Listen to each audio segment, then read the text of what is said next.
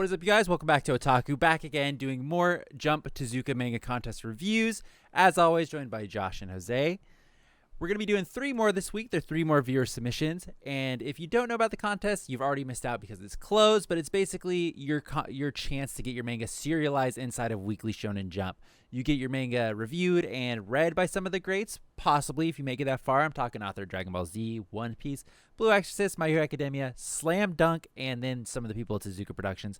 Of course, because it's their contest. This week, we're going to be doing Tatakai. And that's by Kaylin Russell with art by Bockley. Angel Graffiti X by Freshie Desi. And then we're doing Outerbound, which the story is by Lucas Lefkowitz and art by Hume. I'm sorry if I butchered any of those names.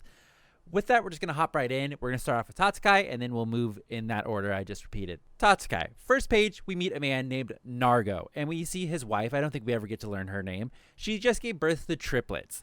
Nargo is saying that he could tell that these 3 babies are going to have power unlike anybody else. As like most dads, they want their kids to be very strong. And he says so much so that he thinks they will compete for the heart of Tatsukai one day, which at this point we don't know what that is. Who the fuck knows? Nargo continues saying that he thinks that these 3 might even be on par with those that watch over the planet. So apparently they have some watchers that defend the planet, which just sets up a whole crazy power level. His wife agrees and thinks that would be crazy because no one alive is even close to that, and the only one even on the same footing is Nargo and his 2 brothers. Which then we cut to 10 years later. We arrive at Ryder Park. We see 3 bullies picking on a little boy and a little girl, and they're upset that they're on their side of the park. They beat up the little boy and they begin to drag him off when someone says, "Evil villains, put him down." And we look up and we meet the self-proclaimed The Golden Hero, who is being mocked by his 2 brothers because that's a lame fuck name. The bullies demand that they all come down here and try to stop them if they think they're so tough. And that's kind of exactly what they do. The 3 brothers come down, they fight the bullies, if you can even call it that, because they kind of destroy all 3 of them very easily. One brother kind of uses like water powers to take one out.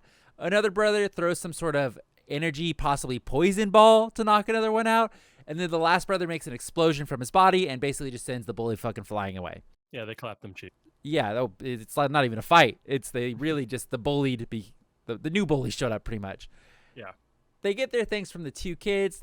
Then they go on their way. They're on the way to go watch their dad fight his 2 uncles, well, their 2 uncles, not his 2 uncles, at Heartground Battlefield Stadium to see who the next ruler of Tatakai is going to be. They arrive at a giant coliseum filled with people. They have a moment of silence for a man named Koyashi, who we can assume is probably the ex-ruler of Tatakai. And then we're told it's time for the Heart Guardian bout to begin. There we see Nargo and his 2 brothers Kam and Monzo enter the battlefield. Could not tell you which brother is Kanzo and which brother is Kam, because at this point they refer to them as brother the rest of the time. We're just going to refer to him as the brothers. The only person we need to know is Nargo. One of the brothers immediately charges the other and just bops him in the face. No big deal. He then switches to Nargo, who blocks and uses the same exploding power that his son has used previously to send him flying away. Then the other brother, okay, pay attention to what brother on here, gets back up and starts using, beat up powers on the other brother. And then Nargo tries to attack. But the 2 fists collide and ultimately ending with Nargo getting fucking kneed and then sent flying. The 2 other brothers begin fighting amongst themselves, but then Nargo comes back, grabs them both, throws them into a fucking wall, which one of the brothers, who we still don't know who the fuck this guy is, activates Seven's final form, which is his armor, I'm guessing. Yeah. And then proceeds to beat the shit out of Nargo. Then the brother with the power of fist fight gets up again and begins to fight, but he's pretty quickly dispatched because Seven is just too OP at this point. And he gets thrown into the sky. Nargo gets up one last time and they have their final bout here. They fight. Things are looking really bad for Nargo. Nargo ends up kind of kneeling down. At this point, his brother grabs him by the head. And just then, Nargo looks up and his eyes begin to shine and basically blind his brother, making him move back. Brother very confused, but then eventually regains his focus. He goes Which brother was this? The brother. Into the Avatar state. Yeah, Oh, shit. he kind of did go into the Avatar state. So they go to do the final attack on Nargo, but now Nargo has created light blades, like from his fist, and slashes his brother, completely breaking his OP armor 7. And at that point, which I think this was pretty nice of his brother, he concedes and says, "If you were able to break 7, you are the strongest of the 3 of us here," which true. And then we get a big congrats to Nargo, who is now the new Heart of Tatsukai ruler. And with that, we cut to 8 years later.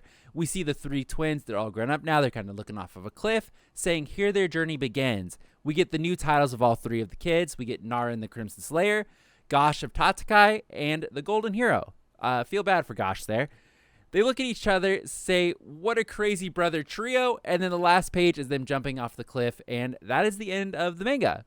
It was pretty straight and narrow storyline all the way through there. I'm pretty sure where they follow up with this is how Tournament they did the arc. other guys. No, it's the other guys where The Rock and The Samuel L. bullies? Jackson jump off the wall or off the building and just Oh, other guys. Oh, I they're get what aiming you for the meant. bush. Yeah. Got yeah, it. they aim for the bush. Yes, And that's it. So I thought the art on this one was pretty good. There were a couple of confusing panels where I got lost in the art, but that's kind Was of it like the fighting? as always, yeah. Yeah. And of course, there were some grammatical errors that were in the manga as well, but I don't really hold that against it. I could totally understand what's going on. Yeah, it wasn't egregious. Like you could totally just kind of make up your own Yeah. little Yeah, variation of it. you could go along without having to worry about it. And Yeah. the story was a bit like I said, kind of like straight and narrow. It's like kids show up, be bullies, their dad fights their uncle, and that's it, really. And it's like Shonen. we know their dad becomes the new ruler of Tatsukai, and we don't really know anything else. Yeah, I want to know, is it Koyashi? I want to know who the fuck that is. I didn't think it was the former ruler, but that you're probably right. I assume I would so because also they had a like- moment of silence, but yeah, they Is- don't ever say. So you're totally right in not knowing. Is Tatakai like the planet they live on, or Think is it it's- just their area? I think it's the city, right? Like or like that specific place. I have no idea. I adore you, Sam. I don't know, I'm sitting here but struggling, thinking I didn't do the the heart. research, and you're just like, fuck, I don't know, man, either. It was just like, it's like, which I would agree with this approach. We're just like, hey, check out these cool stuff. Hey, here's this cool stuff. Look at they Got give you. go fight. Look at the powers they have. But then it's like they don't give us anything to look forward to after that. Like I don't even know Yeah. what they're doing. Like a little bit of extra world building. Like yeah, even just tad tidbits is what we yeah. needed. Like what is the point? Like what adventure are they going on? Like is there a ranking Yeah. system? Like I don't know. There's no main bad guy that's kind of revealed in the background doing some scheming or anything like that. There's nothing set up to go Like, from. Yeah, and it's like it's a weird one because it's not like this was bad, but it doesn't leave a hook for you to get into. So like if I was just reading this on my own, I wouldn't want to come back because I'm like I don't have anything to come back for. Yeah, it's just so they introduced that some people have powers and stuff, but it's like they don't really tell you how those powers come from, or if there's a monarchy, or for some, like I was just confused about the heart the whole time. Yeah, they kind of Like, brought I that think up, it's and a I don't remember anything about Yeah, it. it's a after. title, but it's like, what does it do? What does it grant? Yeah. Yeah, and does I- it like mean you get to be the next like watcher of the world? Like does that come into play? Is it And like I- Doctor Strange? I he's the misread that. Sorcerer Supreme. Yeah, I misread the intro because I thought that the three brothers that fight at the end were the guardians of the planet, but apparently those are three separate people. Yeah. So yeah, that's kind of cool. Like you said, it sets up a power system, but I would ultimately say like it had a bunch of good parts, but they weren't fully complete. Like they could have continued just a little further, and they would have had like it was wrapped up in a bubble. Like here's everything you need for this. Here's everything you need for here, and everything was kept kind of open. And I don't know if that was on purpose. Like the next chapter is going to open up and kind of get all the details in there or what. But yeah. Yeah, it's a bit of a weird one, but it wasn't bad, and I do think No. it can get good, but I don't think as a one shot it was very like all 100% there. Yeah. Okay, so let's move on to our next one. The next one we're going to be doing is Angel Graffiti X by Freshie Desi. And go ahead, Josh. All right. So we start in what looks kind of like a lab. There's a nun that interrupts whatever the hell's going on to tell a Lady Elizabeth that the vessels have been found. We get an overarching statement. An era has begun, carrying legends from the previous. With every person they inspire, another begins its blossom, and with it, a new breed of sinister acts are born, thus beginning the next countdown to the end of the world. So I'm already confused as fuck here. I don't know what we're doing here. But while this is all happening, something awakens that's inside this like chamber container that's inside this lab. So we cut from all of that and we go to what looks like a young girl rollerblading around and tagging buildings. The next day, we join that girl at Shenquan High School, an all-girls private school specializing in the martial arts, whose extraordinary souls grant them supernatural abilities. So we've immediately gone into a world of superpowers, which is going to be fucking great. The girl, Ken, is on her first day at this school, and she's trying to do as she always does, which is avoid trouble. Unfortunately, within about 10 seconds of being there, she stumbles onto a student fight, and things are starting to pop off. But before any major damage is actually done, it looks like a teacher, I believe, steps in and stops the fight, but sends Ken to her office, even though she wasn't involved at all. So during their conversation in the office, we find out that Ken's last name is Ji, which carries a large burden with it associated with her mom. And because of this name, she will attract a bunch of challengers from all over, and that she's at this school because of some secret strings that were pulled. So after the conversation, we're now in the classroom with Ken, and she's surrounded by all of her savage classmates. When a new student is introduced to the class, Ken immediately feels like a wave of electricity go through herself upon making eye contact with this new girl. The new student's name is Jackie of Genesis Plains, and she's a foreign exchange student from the West. She's immediately mocked for carrying a strange half sword on her back and wearing a kimono, which her classmates refer to as pajamas. Jackie immediately just goes and says she can beat the shit out of everyone in the classroom, which silences most of the classroom. But one competitor walks up and squares up with her, but before anything can happen, Jackie does an explosion of a quick punch into this chick's chest and sends her flying to the back of the room and kind of splits the classroom up. While Ken's freaking out about being anywhere near this person, Jackie immediately sits next to her and says, "Hey, that electricity you felt between us, that was our spiritual rival. We're spiritual rivals, and that was our connection." She reaches out for Ken to give a handshake as an acknowledgement of their rivalry, and Ken immediately dismisses it and smacks it away, saying she doesn't believe in any of that stuff.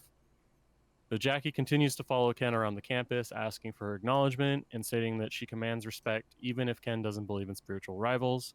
Ken is able to escape for a little bit, but Jackie quickly catches up, and that's when we start getting more of Ken's backstory. So Ken's full name is Ken Naoji of the Ji dynasty, and she turns out to be the daughter of the strongest fighter in the East. While Jackie is talking to her, Ken thinks, "Oh, you're just trying to get a part of the noble lifestyle, or you're trying to take a fight with a noble." Jackie says that she's not interested in that. She's rather interested in her mother's reputation, which comes from the Now portion of her name, not the Ji. That's when we get Jackie's backstory, revealing that she was born of an angel mother and a criminal father, both of whom are not well liked within society, especially because her father is seen as a devil and the person who shaped the New World and did something apparently to the Ji dynasty along the way. So after a few choice words that are exchanged, Ken accidentally punches Jackie, which starts their fight. Ken's trying to run away and dodging all the attacks while trying to apologize, saying that she didn't mean to do that. But ultimately, Jackie's able to punch Ken to a wall and corner her. This is when Ken starts crying and basically says how she's not her mother and she hates everyone because no one understands her, and she says there's no pain like that. That's when Jackie pulls her punch away and instead asks to try and understand Ken, which actually takes Ken off guard, and she thinks it's a joke. Before anything can happen from this, though, a large hand blows into the room and it's attached to this strange looking creature that is now attacking them. Jackie quickly attacks it and is able to send it outside of the building. But before she follows after it, she grabs Ken and jumps out the window with it to demonstrate what it's like if you cross her in the future. So Jackie starts to question the creature's purpose, and the creature responds saying it's here to find a suitable vessel for its master and also to dispose of an unholy abomination, which is hinting at the fact that Jackie is someone born of both an angel and a demon. Jackie takes immediate insult from that and then challenges the creature to defeat her in 5 seconds. The creature explodes with some speed and starts getting the upper hand against Jackie, but Jackie takes this as a win as the creature was not able to defeat her within the 5 seconds, saying that she's the victor of round one. The creature then lunges at them, and Ken pulls Jackie out of the way, and a strange woman intercepts the monster and blows it back to the other side of the field or whatever that they're at. It's revealed that it's the principal, and she immediately blows up the monster by grabbing it in the eye and almost squishes it. Jackie then helps Ken up, and Ken finally acknowledges Jackie's command for respect with a handshake. Jackie takes this as Ken accepting her as her rival, but Ken reveals that he's not going to, or she's not going to accept Jackie as her rival, because that would mean that she would have to accept all the chaos in the world. And until she understands why Jackie's here, she's not going to accept that. Jackie tells Ken that she's aiming to surpass her father, who is the strongest man in the world.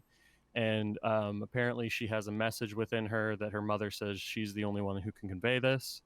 And in order to do that, she is seeking out the most powerful opponent she can, one of which is her father's former disciple, which turns out to be the principal, and that's where we end. So I really dug the art. It was like a Very combination comic-y. of, yeah, it had like a combination of like Archie but anime. It was really cool. I don't know, we've had another one like that where it had like the Archie theme, but it was more like really rooted in the Archie stuff. But this is like kind of cool. Yeah, because you could definitely tell in the hair, like the way it's shaded from, like it's like the little comics. I forget what the actual term is, like stippling almost. Yeah, it's got like the little dots in her hair, which Yeah. I'm actually just noticing now, and they use it for some of the patterns and stuff. But I do have a question specifically to Sam. How did you handle the combat scenes? Because Not well, not well. I was Dude. sitting there looking. I was like, "Bro, this looks gorgeous," but I have no idea what the hell. One is of the happening. first scenes where like the scene breaks out right when, or the fight breaks out right when she gets to school. Yeah. I was like, Yeah. man, I am lost as to what's going on here. It's just a cluster of ink. I ate a pint of ice cream and a bunch of scoops of peanut butter, and I'm like, dude, I'm too hyped up to fucking understand what's going on. So I did a reread, and I'm like, I still don't understand what fully happened. I feel like in that with scene. fighting scenes, sometimes less is more. You But know? it's like you can get the gist of like, so you understand they start fighting, but then it's like I don't know what she just did there. It's like I can't really see. And there was a lot of dialogue that there was like 3 characters that came into the fight, and then there was also 3 characters which 3 of them were including Ken. One of them was Ken, and it seemed like they were talking at one point, but they're just onlookers, and now there's 3 people in the fight. It was just kind of all over the place for a minute. I wonder if that's because of the art style. Like, it's not designed, in my opinion. I think to it is a do little bit fighting because of the stuff. art style. It was very like a lot. They deal tried to with. fit a lot into like sometimes one panel, which it got really crowded. So and then like meeting all those characters right on. Obviously, it's not colored, but it's like some of them look very similar. So it's like, oh, I don't know which character I'm looking at here. But all in all, I think the art was very good. I think the art was really, really good. It just the combat stuff was, of course, kind of hard to see, as we always complain about. Yeah, It's just a little too much is all.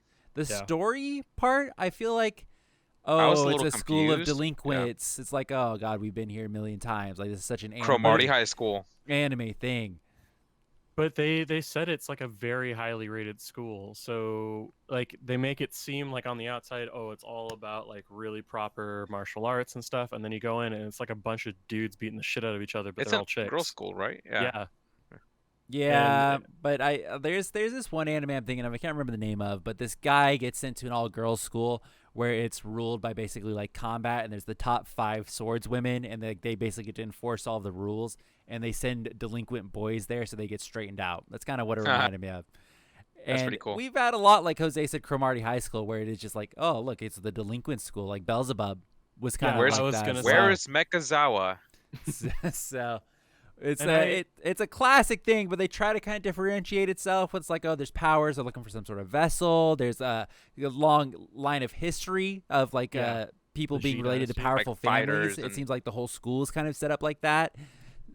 But so like you said, there was the brought up of the whole vessel thing. It wasn't until the very end, and that whole intro was kind of tossed. I mean, there was the vessel portion, but like the namesake of the actual manga is Angel Graffiti, and they kind of talk about it. Like the name of the marker that she uses is Angel Graffiti, but I don't understand. Is that going to be like her name as a superhero in the future? I'm kind of curious what's I going thought on it was there. gonna be close to Air Gear almost, with like the graffiti style and then the skates and stuff. I was Oh, like, at what the fuck? start I did too, dude. Yeah, I was like, saw oh, the this might roller be- skates. I was like, hell yeah, brother, let's do it. I can already tell you I wouldn't care. But then it was not. It was totally different. Yeah. But I don't know. I think it could be like a mixture also, because Jackie says her mom was an angel, you know, and then Ken likes to do graffiti, so it could kind of be like the both of them together. Yeah.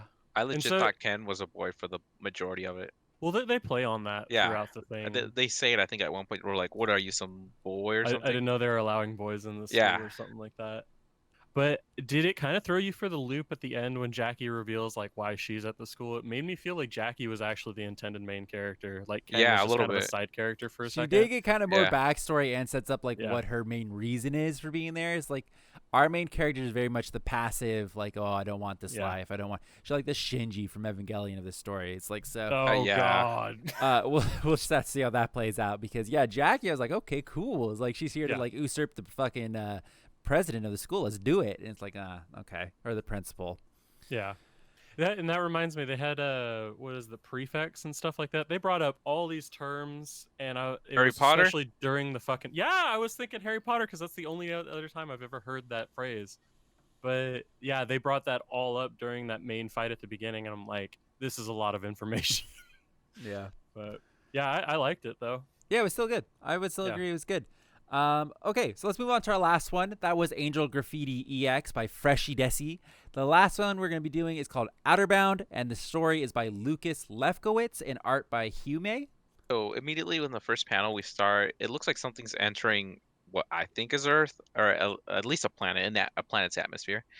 And immediately cuts to a young girl waking up. She's she's got the TV on, and it's a baseball game, and she's super into it. So as she's watching it, she's like gets super excited once they get like a home run. So excited enough to where it causes her to push over the TV. She lands on top of the kitty. Somehow the kitty's alive. Hey, did you think it was going to be a baseball manga at this point? Oh, I I was so ready straight for up it. was like, oh, it's a Yeah. baseball manga. I thought it was going I to be was- one too. Yep. Threw me for a loop, didn't they? Yeah. Blue Lux fucking got me in a game. I don't sport care mode. about, Yeah, but I was like, damn, it's it. going to Or be future baseball. Here we go. Yeah. See, Outerbound, I was like, oh, she's gonna be famous for hitting the home run so far. It's gonna be Mhm. like this crazy stuff. But nah. Immediately afterwards, she just goes to play baseball by herself, pretty much, and she's just trying to hit some home runs, while doing her job as like a garbage like picker up person. At this point, you still don't know her name, but as she's using her metal detector, grabbing stuff, she gets picked on by some bullies. Immediately goes like, "Oh no, I have a bat to swing at you guys." They refer to baseball as like an ancient art form. So this is in the future, I guess, when something finally hits the earth, and in it is a TV with a body, And bam, fooly cooly. right? Yeah. But immediately it's a robot, and he's a scavenger, I think is what he calls himself, Mhm. and he's there to kind of like collect almost civilization. He wants to know about like if there's life, what kind of cultures they have, all that kind of stuff. Immediately she makes friends with him, and she goes to shake his hand, and there's kind of a little bit of a zap, kind of like in Wall-E, when Wall-E and Eve kiss. This is their interpretation of the spiritual rivalness. So I Yes. just wanted to notate that. But what happens is during that little shock, she gets a vision of some man with a scar over his right eye. Nothing is known. They don't address it at all at this point, other than, hey, do you want to just hang out with me and learn? And so the robot says, yeah. And she introduces herself as Yoke or Yoko. It's weird because she says the short is like Yoke, but then her Yoke, yeah. full name is Yokohama. And she refers to giants.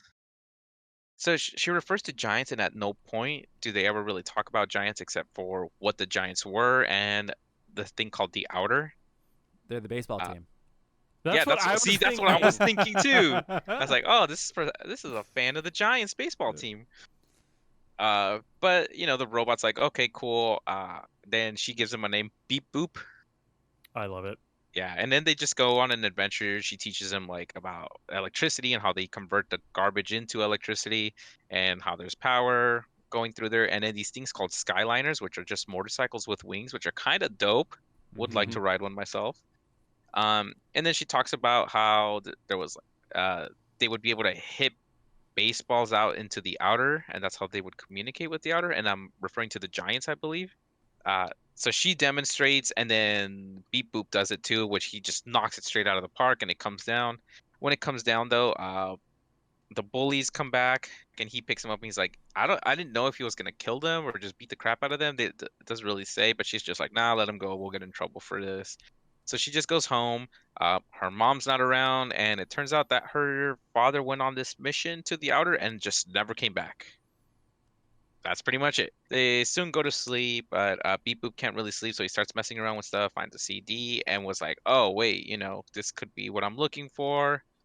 Then they wake up and they're like, "Oh, okay. Tomorrow morning I'll take you to see the castle or the capital castle." So they go, but they don't really have a way of transporting themselves there. But they see this dude named Enzo, and he comes in a Skyliner. They immediately steal the bike and just pretty much just crash. They don't know what they're doing. It sounds like it's running out of gas, all that kind of stuff, and they slam down.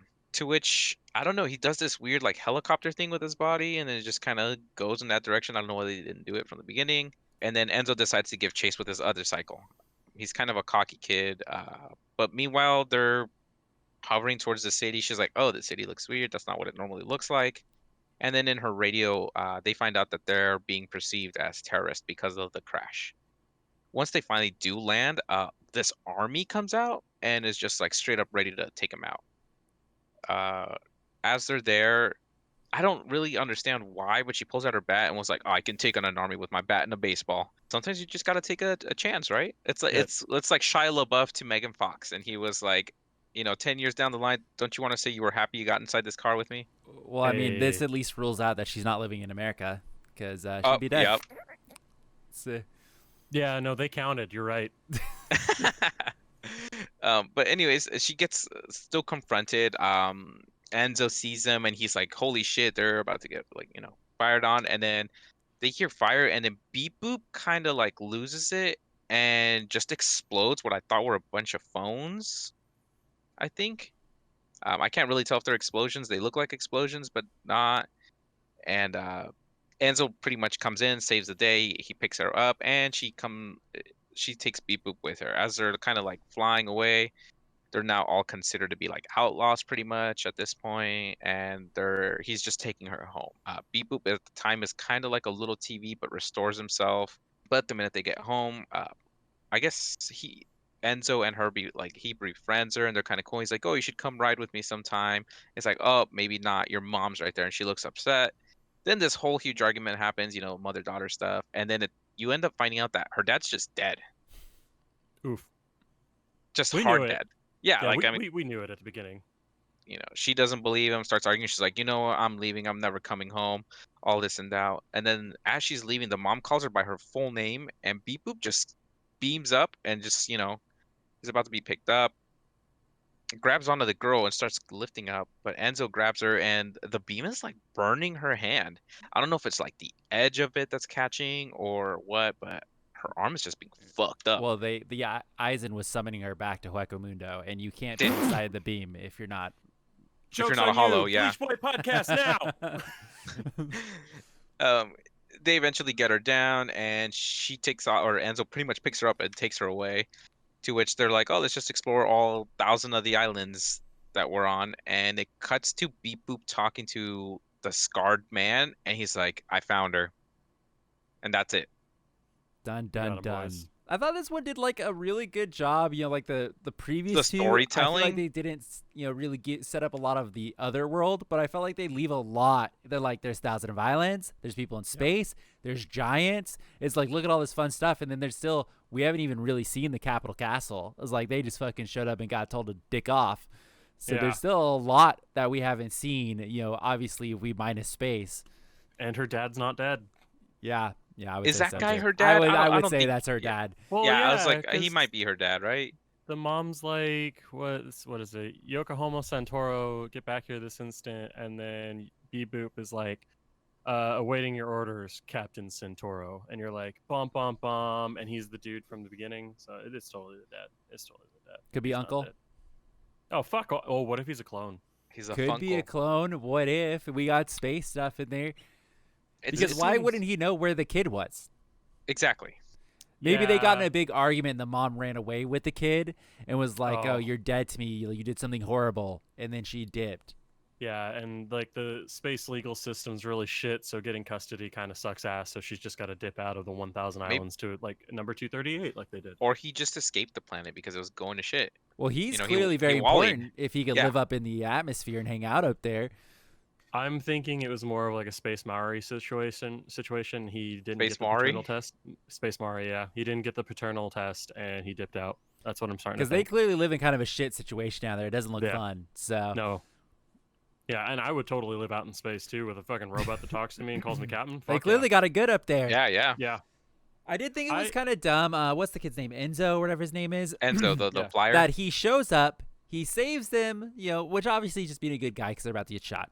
But then he takes him back home. The mom is mad. They have like a classic parent-daughter, kind Yeah, of fight. Like they blow definitely. up. I hate you. I never loved you. And then Your Enzo, dad's dead. yeah, well then like the mom is like, no, it's like come back here right now. Like do not leave. And Enzo's like, sorry, she doesn't think of you as a mom anymore. It's like, dog, Yeah! you just fucking got here. You Or- settle the fuck down. It's like you don't get to just run away with somebody's kid. He's into tomboys, dude. Because I think they kind of do like the little ooh, like he's blushing around her, and I think he's a cocky kid, so he probably took it as like, oh fuck your mother. You want to go on a date sometime? I can. Rent Yeah, the it was just Skyliner." like this is just a classic thing that happens all the time. It's like they just had one blow up of a fight, and he's like, no, you're not her mother anymore. I'm taking her. It's like, all I right, would've- relax. I would have totally taken because I forget the chain of events, but I'm pretty sure, she's flying away or no, she's about to leave and Beat Boot fucking beams up. She tries to join Beat Boot, gets her hand burnt, and then flies away with Enzo. I'm like, I would have called it quits there. My Yeah. hand got burnt by a fucking hand beam, and the one robot I wanted to hang out with is now gone. So like the whole point of my journey is just over. Mom, I'm sorry. Dad isn't dead though. That's a little rude. Why'd you do that? In Eddie front of my wasn't friends? there. I'm thinking as a teenager, like fuck you, fuck your mother, because you don't embarrass me in front of my friends like that, and you don't tell them my dad's dead. He's Okay, well, this clearly is your alive. person that you just met, so you can't even call it a friend. Yeah. Or she Yeah. called him a friend, I think. Yeah, but there was Beep Boop there, man. She just fucking full on embarrassed him. He's gonna recollect that. He's gonna have that in his mind. He's like, oh yeah, dad's dead. Well, BP just abandoned her. So Yeah, Yeah, actually, straight up yeah, found he out her found- name, what her name was, and was like, Yeah, I only hang out with kids with parents. with normal Peace. names. Yeah, good point. but it's like clearly she's been raised by this woman for a Mhm. good chunk of time, like her mom. So it's like you think they're close, and then she just fucking is like, nah, fuck you. And then Enzo's like, yeah, fuck you. Yeah, Like, Hey, I'll it's ride like- my Skyliner. that's bitch. like one Fuck of those you. things like, whoa. It's like only I get to say fuck you to my mom. Okay, Enzo, settle Yeah. down. Well, she was getting fucking knocked out by a Skybeam, so I think that was good Yeah. enough. Yeah. It was still good Yeah. though. So Yeah. there was one specific scene where I think like when Beep Boop first lands down and like the kind of explosion happens on the ground, they show a close up of her face and like the art style goes really in depth. And I was like, damn, that was Yeah. really beautifully like well drawn. It was like the rest of it is very fooly cooly. Like you guys know that like on the fucking mark. But Yeah. then they do this one scene where they zoom in on her face and I was like, damn, this artist is good. Okay. They did the watercolor style for the father's face too. Yeah. and they did the little spark. Yeah, no, it was really cool. They did like the little artsy, like kind of I like how it switches back and forth easily. yeah. It was And no- really well done by the artist. It was like, fuck. And even though like everything was super not detailed, like everything was kind of basic shapes, like they did it super well. Like everything was really clean looking. Like, and then they did the super detailed portions. It's like, damn, okay, you're right. Yeah. It was all around good. We've had a lot of all around good stuff this week. So let's talk about which is our favorite, which we're going to pick as our winner, and why. Once again, the three we did this week was Tatakai by Kaylin Russell with art by Bach Lee, Angel Graffiti X by Freshy Desi, and then Outerbound by Lucas Lefkowitz with art by Hume. Jose, did you want to start us off this week? Which one did you like the best and why? Okay, I'll start. I'm a shitty shonen gang, strong boys. So naturally I lean towards the first two a little bit more, but I kind of see more of a world with the last one. So I'm going for the last one with Outerbound. Outerbound. Okay. Just as the cooler world is why you're picking Outerbound. Yeah. That's if the first one had explored a tiny bit more, like what their powers mean, or like what what the heart of it was, I'd definitely go to that. Okay, Josh. I kind of agree with Jose. Like, I'm in the action shonen area, and because Outerbound felt really fooly cooly to me, and like that was like really close to my heart. I love that as a kid. It's a toss up between Angel Graffiti EX and Outerbound, but I'm gonna probably have to give it to Outerbound because it's just whimsical. I like it. Yeah, it'd be a clean sweep across the board because I would easily pick Outerbound. I thought Oh, Outerbound really? was the best of the three by far. That was just the Yeah. most fun, the most open, and it's like it's different. And it's like, Yeah. yeah, and it's like, no, we keep comparing to Fooly Cooley because it's got the fucking TV head thing. But it's like, But just the art it's style in also kind of general. like Big Hero 6, where it's like they just have Yeah, that kinda. clumsy companion. And it's like, clearly they want to be friends. I hope it doesn't go Iron Giant way. I don't know if I can handle that. Oh no. So, but it's like, it's just like, and it's got space and stuff. It's like, I Yeah. like that. Like, hell yeah. And they're just like, oh, it's like Jose brought up the baseball thing. It's like, ooh, this kid ancient is like, baseball's been gone for long, lost art form. It's like, it leaves the most to be desired. So I would have picked Outerbound as well. Congratulations to Outerbound. Once again, Lucas Lefkowitz with art by Hume. Fantastic job. You are the winner this week. Be sure to leave a like and subscribe on our video. We do these every Friday. We pick a new 3, and they're usually viewer submissions, but we will choose every once in a while some random ones. If you know of some really good ones that you've read that maybe you didn't submit, feel free to let us know as well, because that saves us a lot of work on finding them ourselves. As always, we'll see you guys in the next video. Thanks for watching, and have a good one.